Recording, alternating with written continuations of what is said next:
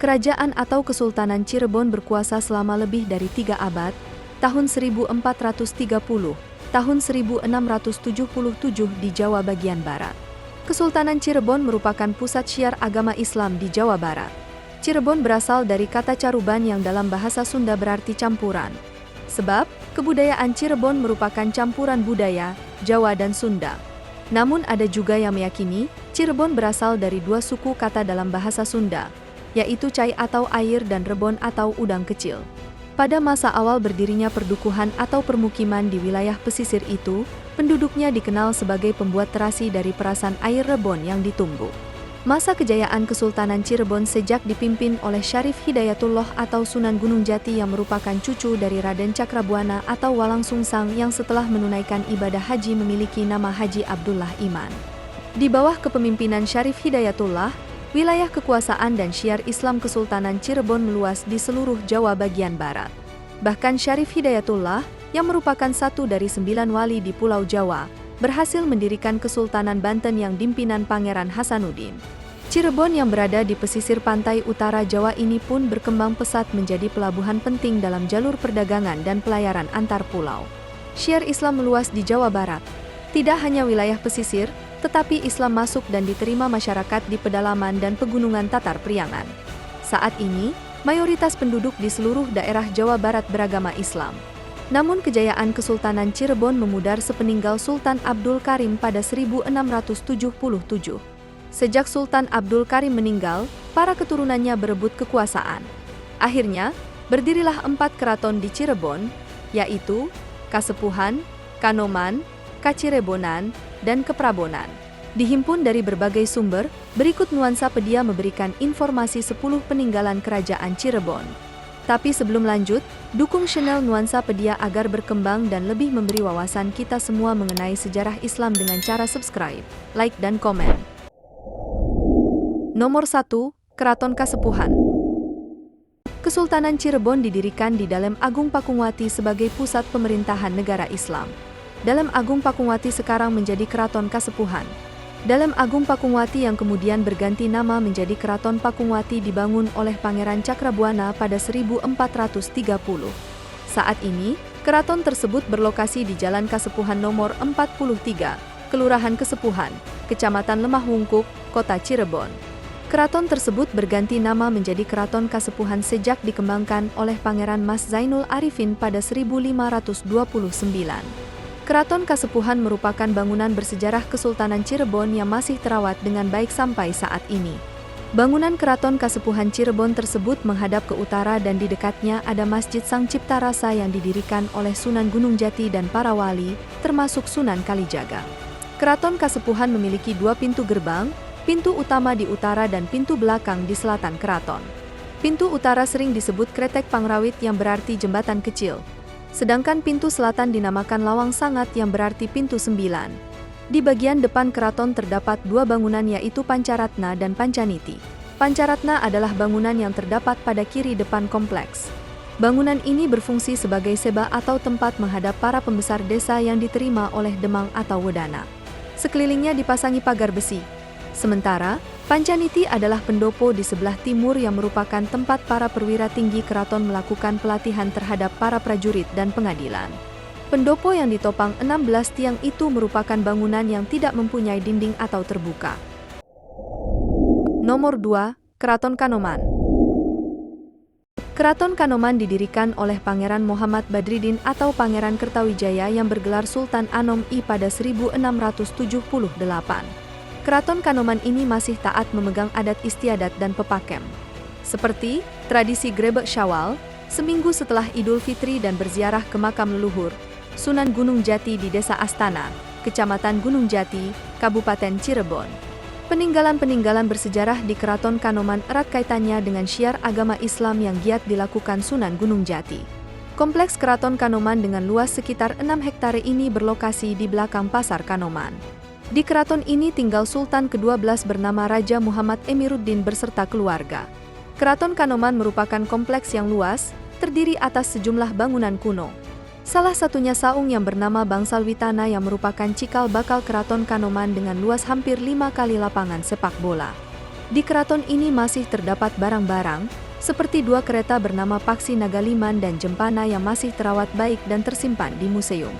Tidak jauh dari kereta kencana, terdapat bangsal jinem atau pendopo untuk menerima tamu, penobatan sultan, dan pemberian restu sebuah acara seperti Maulid Nabi.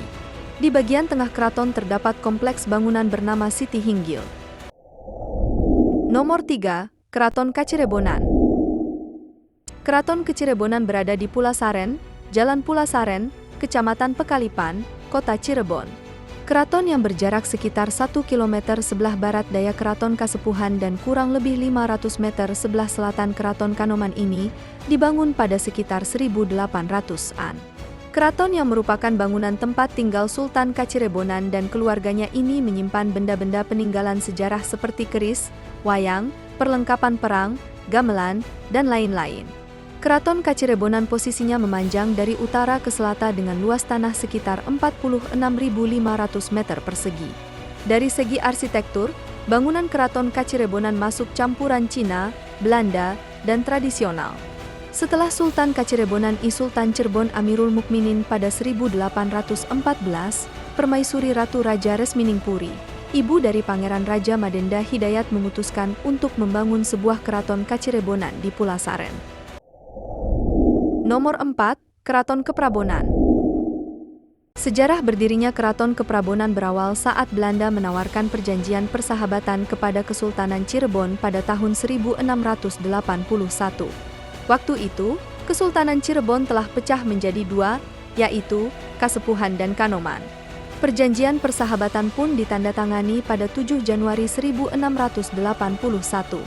Maksud dibalik perjanjian persahabatan itu, Belanda berniat memonopoli perdagangan di wilayah Cirebon. Sultan Kanoman I Muhammad Badruddin Kartawijaya memiliki 2 orang putera dari permaisuri berbeda, yaitu Pangeran Adipati Kaprabon yang merupakan putra pertama dari permaisuri kedua Ratu Sultan Panengah dan Pangeran Raja Mandurareja Muhammad Kadiruddin, putra kedua dari permaisuri ketiga Nyimas Ibu. Setelah ayahandanya wafat, kedua putranya ini sepakat melakukan perlawanan diam-diam terhadap Belanda. Kemudian Pangeran Raja Muhammad Kadiruddin diresmikan sebagai Sultan Anom II Keraton Kanoman dikarenakan saudaranya yaitu Pangeran Adipati Kaprabon yang merupakan putra pertama Sultan Anom I dari permaisuri keduanya Ratu Sultan Panengah memutuskan untuk memperdalam agama Islam dan menyerahkan kepemimpinan Keraton Kanoman kepada adiknya Pangeran Raja Mandurareja, Muhammad Kadiruddin. Setelah menyerahkan kepemimpinan Keraton Kanoman kepada adiknya, Pangeran Adipati Kaprabon mendirikan Keraton Kaprabonan pada 1696 sebagai tempat pendidikan agama Islam. Saat itu gejolak politik pemerintahan Belanda semakin memanas dan perlawanan-perlawanan terhadap kolonial Belanda pun masih terus berjalan. Sehingga, Pangeran Raja Adipati Kaprabon ingin menjauhkan diri dari situasi tersebut dan selalu menghususkan diri dalam mengembangkan agama Islam kepada para murid-muridnya. Pangeran Raja Adipati Kaprabonan diberi gelar Sultan Prabu. Setelah ibunya wafat, Pangeran Raja Adipati Kaprabon diangkat sebagai putra mahkota Kesultanan Kanoman pada 1690. Setelah menjadi putra mahkota, dia bergelar Sultan Pandita Agama Islam yang diserahi busana pakaian perang kerajaan wali yang dinamakan busana Kaprabon. Nomor 5, Kereta Singa Barong Kasepuhan.